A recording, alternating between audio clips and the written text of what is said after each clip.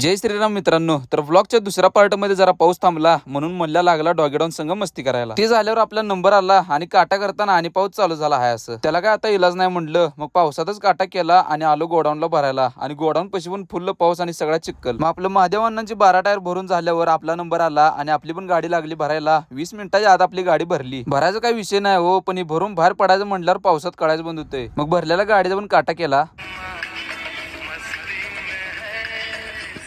सकाळी स्टोरीला पाऊस नव्हता म्हणून गाणं लावलं, पण आता काय पाऊस आल्यावर पूर्ण मस्ती जिरली. आता पाऊस थांबाची वाट बघत बसलो तर होईल संध्याकाळ म्हणून पावसातच पडदा त्याने बांधून घेतला. बेंच काय आपल्या राणीला सांगत नाही, गुपचूप निघत्या बघा. मग आपण कशाला थांबतोय, निघायला चालू करूया सांगलीला. म्हणलं तुम्हाला जरा पावसाचा नजारा दाखवत नेऊया हो, पण यो नजारा बघत बेंच मला पुढे दिसायची पण बंद झाली. म्हणून काय केलं, रस्त्यात गाडी चेंज केलो. आपल्या रानूबाईला दिलं पप्पांपाशी आणि बेंच मी घेतली. मग एक 5-10 किलोमीटर पुढे गेलो आणि महादेव अण्णांची पण गाडी दिसली घाटात. त्यांना ओव्हरटेक मारून पुढे आल्यावर चढ लागला मोठा, पण बेंच